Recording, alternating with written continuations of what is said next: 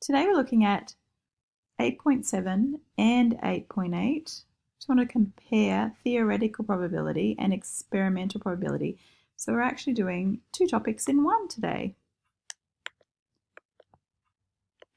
Okay, so what is probability? So you've probably dealt with probability before. It's to do with the likelihood of an event occurring. So this is commonly represented by a fraction, a percentage, or a decimal. And today we're going to look at it as a fraction.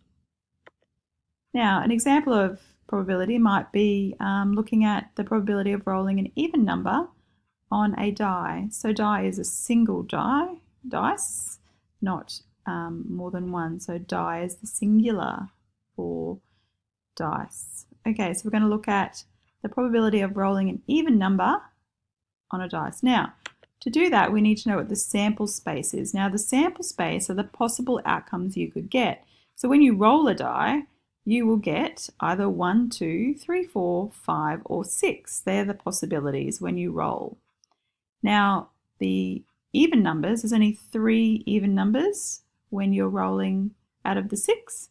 So we're looking at the number of possible outcomes over the total number of outcomes. So that would be 3, 6. So the probability that an even number will be rolled is 3, 6, or 1/2. Now when we're looking at probability, you need to put your fractions into simplest form.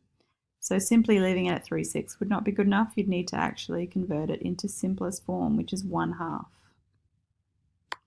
Now, when we're talking about theoretical and experimental probability, I want to just compare it here using a table. Now, it sounds very complicated. However, as you will see soon, it's actually quite simple.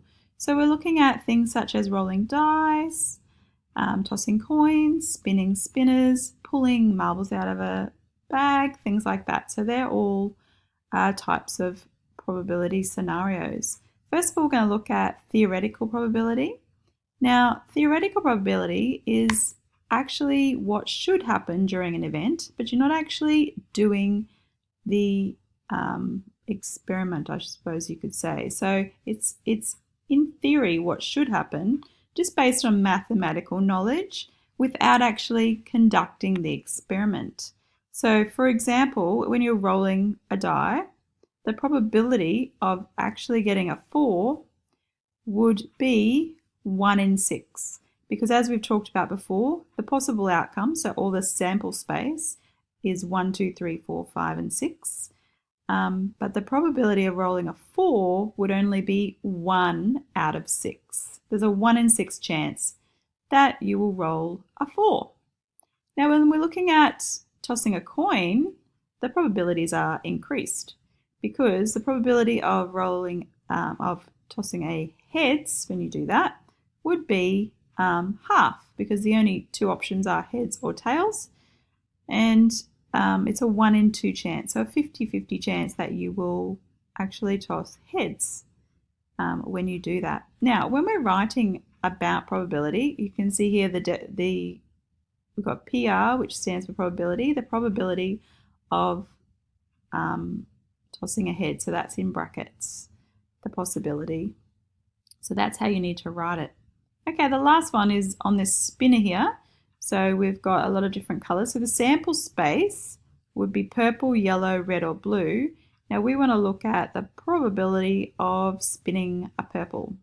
Now it will be different depending on the colors because there's different numbers of colors. There's only one blue, so the probability of spinning a blue will not be as great as the probability of spinning a red because there are more reds. Now, there are 3 purples and there are a total number of 8. 1, 2, 3, 4, 5, 6, 7, 8. 8 possibilities. So when you spin, you could spin any one of these, but 3 of them are purple, so therefore your probability of spinning a purple would be 3 out of 8, which is 3/8 as a fraction.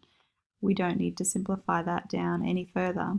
Now, as you may have already guessed, experimental probability is actually when you conduct the experiment. So it's what actually does happen during an event based on you actually completing the experiment in real life. Now, to make sure that you have a good indication of the experimental probability, you can't just do it once and expect that to be what's going to happen. So you actually have to do a large number of trials to make sure that your results are as clear and accurate as they can be. So I've actually conducted these experiments myself. So when I rolled a die, I rolled 48 times and I got 6 4s out of the 48 rolls, which was 1/8. So as you can see, it's not exactly, obviously, what the theoretical probability was because we were actually doing it in real life. However, you can get a good indication by using theoretical probability where you don't actually have to conduct the experiment. But if you want a more accurate representation, you actually do the experiment. Now, the next one is tossing the coin, probability of tossing a head. So 35 heads I got out of 100 flips of the coin, and that was 7/20. Now, to work out what that would be in a percentage, because that would probably make it easier to understand than rather than 7/20, you actually divide the top number by the bottom number. So this fraction here actually means 7 divided by 20. So when we do 7 divided by 20, we get 35% or 0.35. So obviously we could just look at it here, but it's 35 out of 100 as opposed to 50% over here. So a bit of a difference there when we actually conduct the experiment. Now the last one, spinning the spinner, probability of having a purple. I got 10 purple out of 30. So that was 1/3, and obviously 1/3 is 33 1/3%, or 33.333 recurring. So when you divide 3 by 8, so 3 divided by 8, you will actually get 37.5%, so or 0.375. So you can see it's quite similar to the theoretical probability there. Okay, so good luck. Have fun conducting your experiments, and I hope you are able to do really well. And I hope you're actually able to have a lot of fun while you're doing it.